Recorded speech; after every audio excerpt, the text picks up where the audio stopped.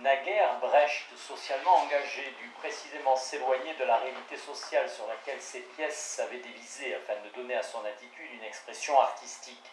Il eut besoin de procédés de jésuite pour camoufler ses écrits en réalisme socialiste et fit si bien qu'il échappa à l'Inquisition.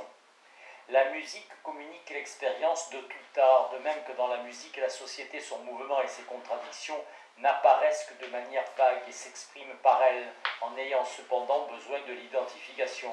Il en va de même dans tout art. Lorsque l'art semble exactement refléter la société, il devient à plus forte raison un comme si. La Chine de Brecht est pour des raisons inverses non moins stylisée que la Messine de Schiller. Tous les jugements moraux portés sur les personnages de romans ou de théâtre ont été vains, même s'ils s'opposaient avec raison aux archétypes. La discussion sur le fait de savoir si le héros positif peut avoir des traits négatifs reste aussi débile qu'elles apparaissent à celui qui les perçoit en dehors de leur emprise. La forme agit comme un aimant qui organise les éléments de la réalité empirique d'une manière qui les rend étrangers au contexte de leur existence extra-esthétique, et ce n'est qu'ainsi qu'ils peuvent maîtriser leur essence extra-esthétique. Inversement, dans la praxis de l'industrie culturelle, le respect servile des détails empiriques, l'apparence sans faille de la fidélité photographique, ne font en exploitant ces éléments que s'associer avec d'autant plus de succès à la manipulation idéologique. Et sociale en art son mouvement immanent contre la société, non sa prise de position manifeste. Son gestus historique repousse la réalité empirique dont les œuvres d'art en tant que chose constituent cependant une partie. Pour autant que les œuvres d'art annoncent une fonction sociale, c'est une absence de fonction. Par la différence qui les sépare de la réalité ensorcelée, elles représentent négativement un état dans lequel ce qui est viendrait à sa juste place. Leur enchantement et désenchantement, leur essence sociale nécessite une double réflexion sur leur être pour soi et sur leur relation avec la société. Leur caractère ambigu et manifeste dans toute leur apparition, elles changent et se contredisent elles-mêmes. Les critiques socialement progressistes ont eu raison de reprocher au programme de l'art pour l'art, fréquemment lié à la réaction politique, son fétichisme dans la notion d'œuvre d'art pure, se suffisant à elle-même.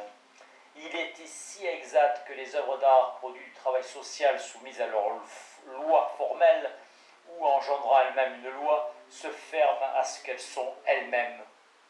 Dans cette mesure, toute œuvre d'art pourrait être frappée du verdict de fausse conscience et être mise au compte de l'idéologie.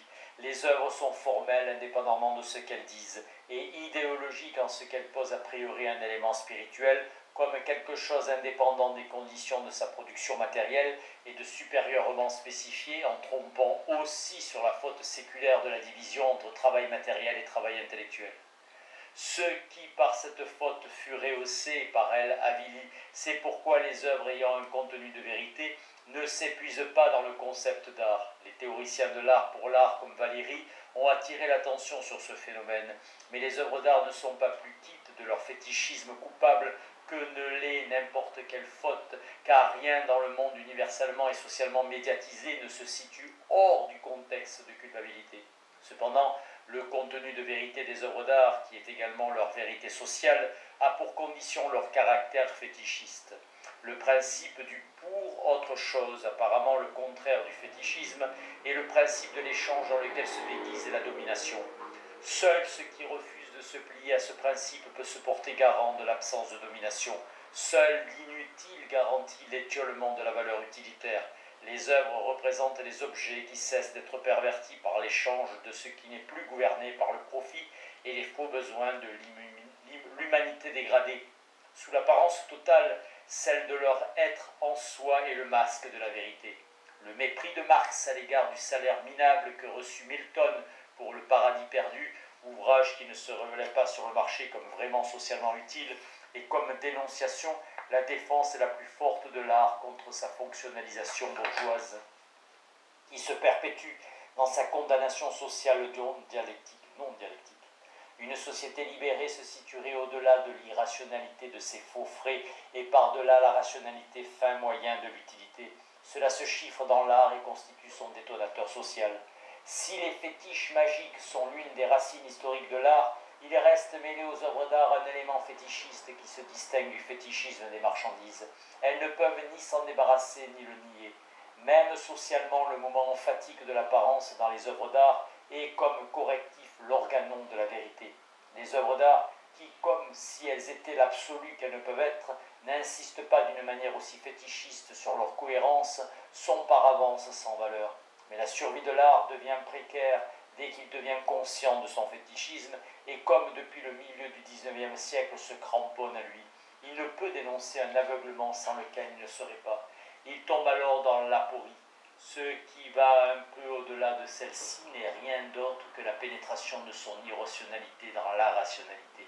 Les œuvres d'art qui cherchent à se débarrasser de leur fétichisme par un engagement politique vraiment très problématique s'empêtrent dans la fausse conscience par une simplification inévitable et vainement prônée. Dans la praxis à court terme à laquelle elles s'adonnent aveuglément se prolonge leur cécité. Réception et production, l'objectivation de l'art qui, de l'extérieur de la société, constitue son fétichisme, est elle-même sociale en tant que produit de la division du travail.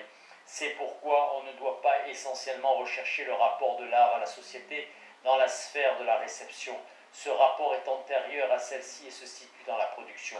L'intérêt du déchiffrement social de l'art doit se tourner vers cette production au lieu de se contenter d'enquêtes et de classification des impacts qui, le plus souvent pour des raisons sociales, divergent des œuvres d'art et de leur contenu social objectif.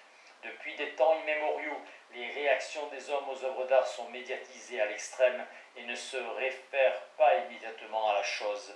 Aujourd'hui, cette médiation se produit dans toute la société. La recherche de l'effet non seulement n'approche pas le caractère social de l'art, mais n'a pas le droit de dicter des normes à l'art, droit qu'elle usurpe sous l'esprit positiviste. L'hétéronomie qui, par une interprétation normative des phénomènes de la réception, serait ainsi attribuée à l'art, surpasserait comme entrave idéologique tout ce qui peut idéologiquement être inhérent à la fétichisation. L'art et la société convergent dans le contenu, non pas dans quelque chose d'extérieur à l'œuvre, et cela concerne également l'histoire de l'art.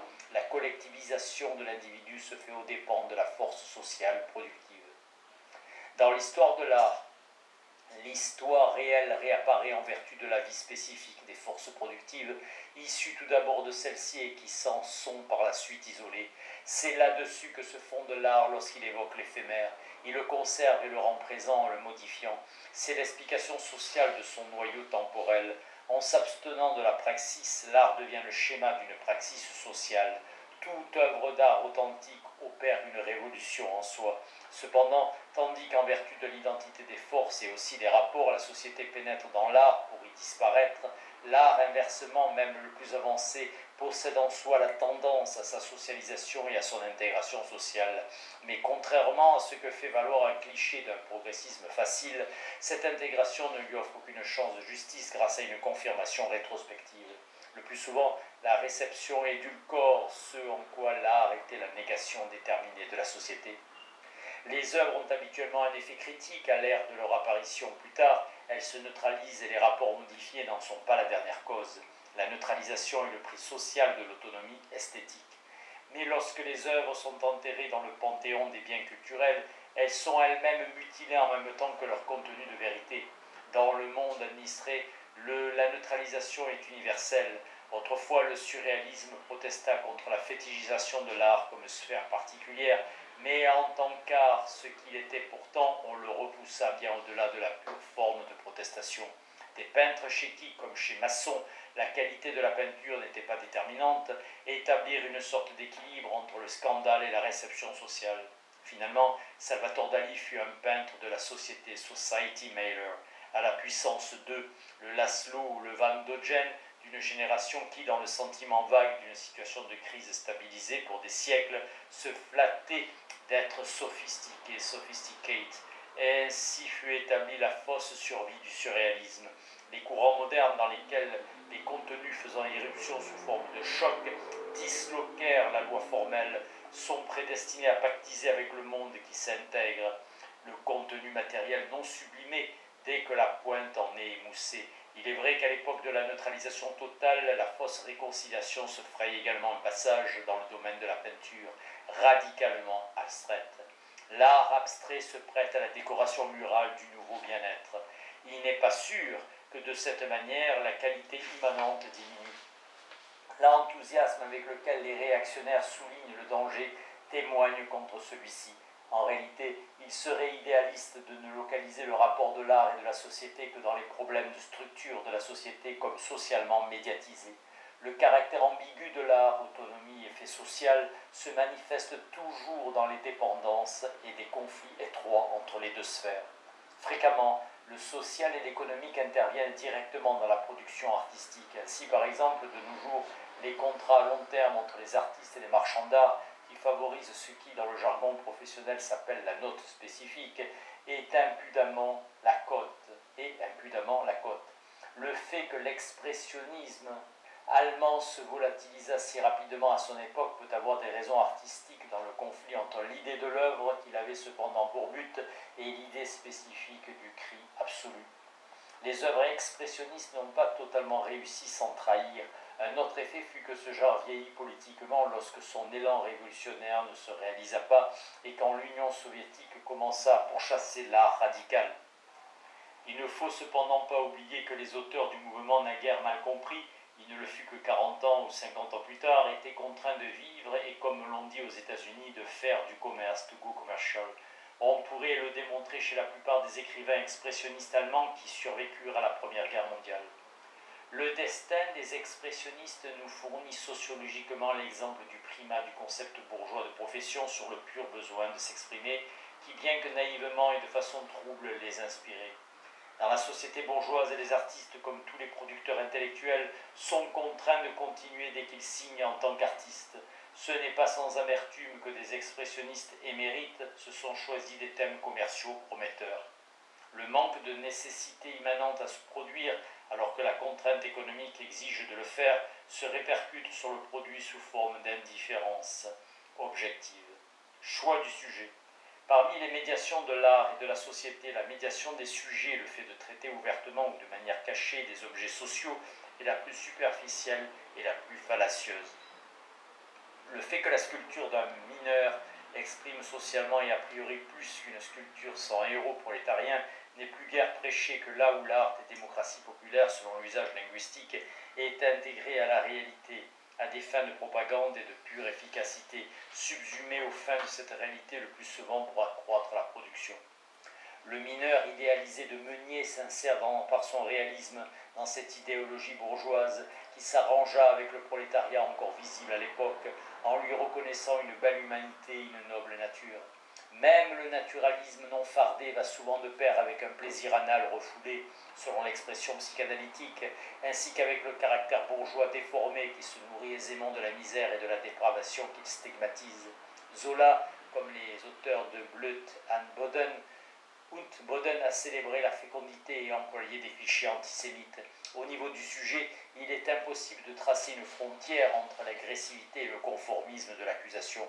Les indications de dicton placées au-dessus d'un cœur de l'agite-propre qu'on faisait dire aux chômeurs chanter en faisant ressortir l'aspect hideux pouvaient encore attester une opinion politique vers 1930 et témoigner plus que jamais d'une conscience progressiste.